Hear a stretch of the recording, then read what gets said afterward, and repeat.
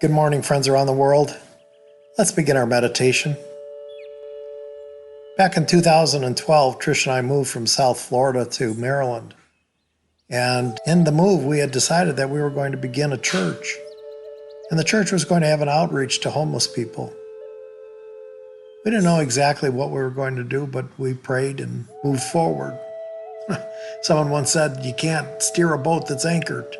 So we decided to run a facility on Central Avenue in Glen Burnie, Maryland. We were all excited. It took us about 2 months to get the building ready. Trish and I were going to have our private practices. She was going to do psychotherapy, and I was going to do pastoral counseling during the week and have church services on Sunday and reach out to those less fortunate than ourselves in that community. We were all excited, and the first Sunday came along and the building was ready, and we opened our doors, and I'll be darned if we didn't have probably 20 people who were homeless attend our first Mass. It was a glorious time, and we were just pleased with how the people had responded. Well, that evening, my bishop called, and we had a conversation. He said, well, how'd it go today? And I said, it was fantastic. We had probably close to 20 people, and it was wonderful. But, you know, Bishop, it was one thing that was kind of surprising. He said, what was that? I said, well, you know, I didn't know whether to pass the offering plate or not, but I really thought that out of respect that I should do that. But you know what happened? I left the offering plate out, and someone stole the money. He said, what did you expect? I said, what do you mean? He said, Ed, you're the problem. You know, I struggled with that for quite a while. Why was I the problem?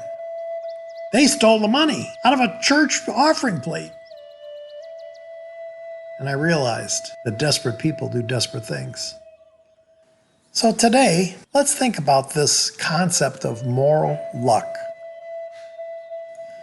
You see, the problem of moral luck is that some people are born into, live within, and experience circumstances that seem to change their moral culpability when all other factors remain the same.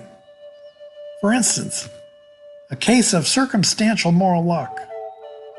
A poor person is born into a poor family and has no other way to feed himself, so he steals his food. Another person, born into a very wealthy family, does very little, but has ample food and does not need to steal to get it. Should the poor person be more morally blameworthy than the rich person? After all, it's not this person's fault that they were born into such circumstances, but a matter of luck. A related case is reluctant moral luck. For instance, two persons behave in a morally culpable way, such as driving carelessly, but end up producing unequal amounts of harm. One strikes a person and kills him, while the other does not. That one driver caused a death and the other didn't is no part of the driver's intentional actions. Yet most observers, you and me, would likely ascribe greater blame to the driver who killed someone. Let's focus on this morning. The fundamental question of moral luck is how our moral responsibility is changed by factors over which we have no control.